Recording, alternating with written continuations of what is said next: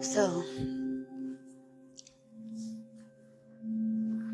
this is REGFNHOWARD, your sister, your friend, your astral lover. I just want to give you some other ideas and reasons why maybe you should rethink it. And love you anyway. Looking at you, rooting for you. Take what path works for you, but be true and make sure that your intent is not to take the easy way out. That it's actually, that you really think that this is going to be beneficial for the whole, for everybody. Because in these spaces, when we clean out this on an esoteric level, you're actually connecting yourself. Your steps are connected to someone else's, whether we like it or not. Even if it's our children watching us, or a neighbor, or somebody that likes your ideas on Facebook, or Google Plus or Skype, or where you give lessons or something. People are watching and seeing just how clean inside are they, just how thorough are they, just how honest are they. What is that personality all about? They're sampling by clicking on you. So just make sure that you're making the right moves for everybody. Keep the intent as positive, meaning that it's working to the benefit of others as the medicine. So,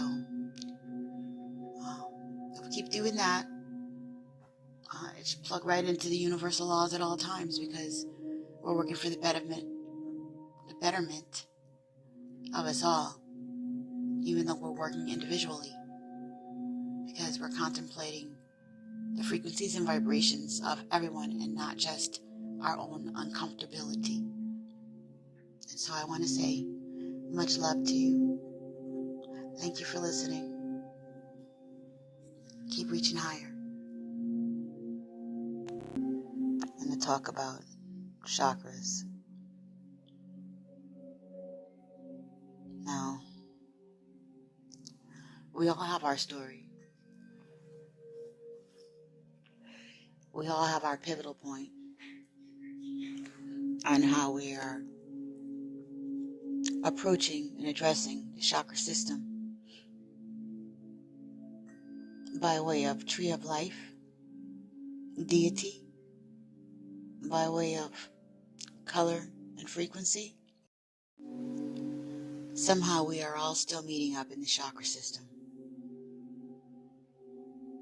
And that's a good thing, because that's the common denominator. It's really saying something.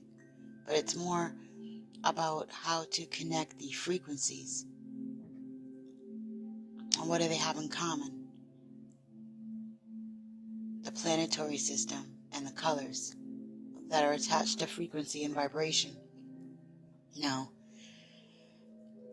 I've been at this 5-6 years now, deliberately focusing on ascension and the knowledge and things like that. I was fortunate enough to bump into a group of people called the Resistance, and then they turned into Astral Quest, and then we turned into Secret Energy. And during that time, I learned what I just told you, that we all approach this trying to change our body and our spirituality and our circumstances in life, and by trying to access the same things through different means or different theologies, philosophies and stuff.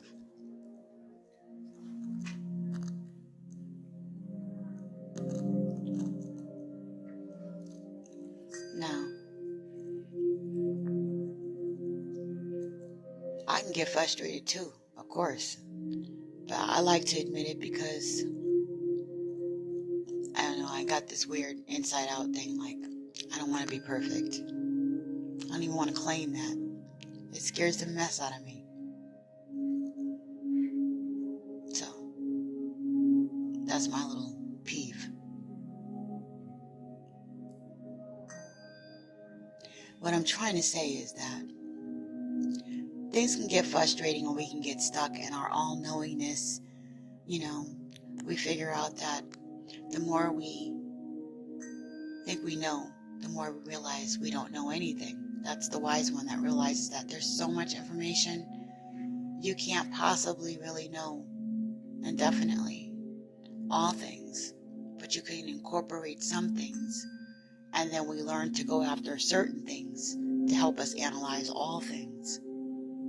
And we do this by looking at the chakra system. See, I'm hearing that people want to just dissolve the whole chakra system and collapse it. They want to. When I hear this, it sounds like I hear the frustration. I'm having problems and it's slowing me down, or, I'm seeing all these different colors, and, it's not the same for everyone in every place, and it can be tricky. And this is true, but this is part of the developmental process, is what I'm finding. Don't be tricked into believing the hype, okay? It looks golden there, doesn't it? Just take the easy way out and bypass it. But I don't think that that's a good idea, because it's in the difficulty that we are growing. If you bypass the difficulty, there's going to be holes. And then it looks like you're going to be solid, appear solid, but you haven't done the work in those areas that were taking too long. You got frustrated where you wanted to collapse the whole chakra system and remove it so that you'd feel better. But if you take the wrong route, like say, all right, green doesn't express everything that you want to hear. And no, it's not entirely green. You got purple in there. Perhaps orange floats up in your heart space.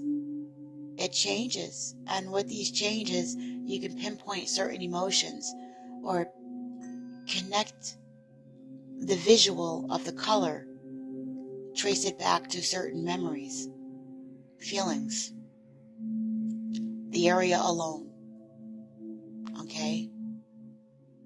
Trace the sensation and the body to a planetary system. Do reflexology on it. There's so many things that you can do with just the color green. It's not just green. Earth embodies all things, teaching us how to expand and think wise. The general person says that the heart chakra is green, but the person who looks in depth at the green color, who has done the work, sees the different swirls and the interconnections. And they can also see that this green is what embodies and makes every single thing that we're looking at. That's the array of all the other colors turned inside out. How does Earth produce all these things?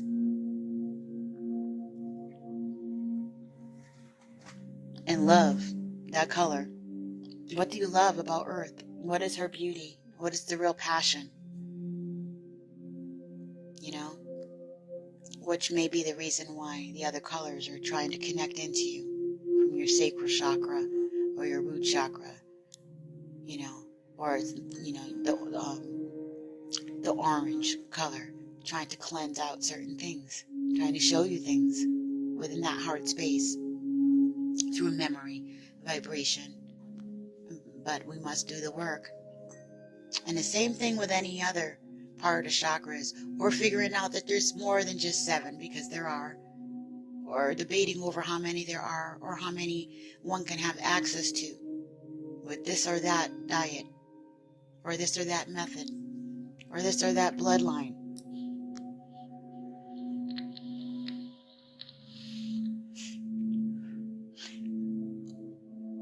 Yes, we need the rule breakers. I'm one of them. They all say, no, don't do that, until you do it, and then, everybody runs there because you've made a space, and it's wonderful, but be careful. I think that it's better that you go back and do the work and put those things back.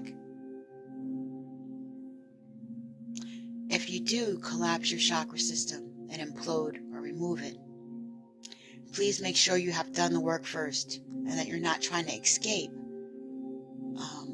deeper reflection or deeper connections to, or opening yourself up to the vulnerabilities of this whole spectrum of frequencies. It's not about being perfect or appearing solidified or appearing, what I mean is by solidified is appearing balanced at all times, like you have this even flow. Not ebb and flow, even flow. Because it should be an ebb and flow. Anybody that can truly see true balance, just like the color green, is not just green. It's the tree that holds that color. It's the flowers on the grass. Right? It's the emerald that's hidden in the mountain. That comes from the earth. That's bountiful with water and fields and wonderful air that you can breathe in and heal a body. It's the love of the animals and how people just naturally want to be provided with the same things like happiness and comfort and joy, just experiences that make them feel fulfilled, for lack of better words.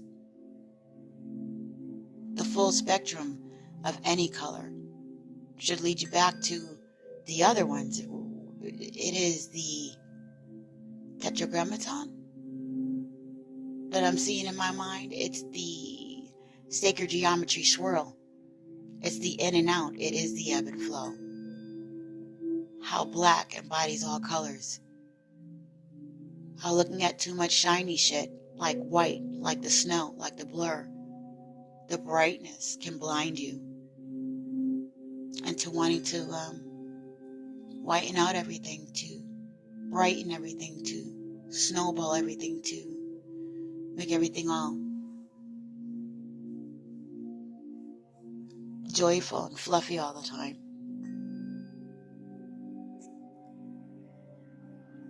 And in between that array are all the other colors with the fuchsia and the white and the your oranges and your yellow and your red. And just taking the breath in through each color and seeing what it comes up, what it connects to, and what other colors flow through it. And taking that deeper reflection. Inner reflection, whether it's through astrology, whether it's through color or numerology or tarot, to see how it connects to the other spaces. And that's how I've been able to release more of my ego and allow myself to be more vulnerable and to share more about what's going on in these spaces.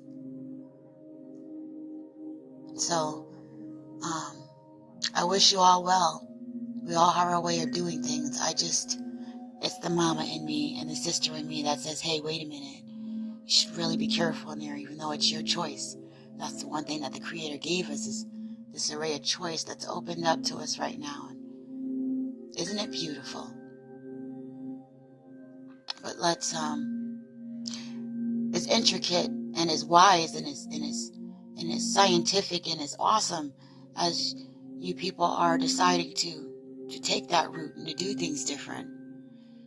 Look at the intricate reasons on why you shouldn't, and maybe you should just stay and go through that uncomfortability, and how that too can also pay you off, but in a more beneficial way than maybe make a mistake that an ego is in the background and you collapsed stuff and got rid of stuff, and now you're stuck with something that isn't as solid as you thought it was. It's only solid in the spectrum that you worked on. So, but you feel better about it. That's not okay with me. But we got plenty of time, I guess, to see how this plans out. I'm going to take this route. And I'm not as sure, Yeah, I'm going to take this route. I'm not going to say anything else. But much love to you. And that's all I got to say on that chakra system right now. I love you.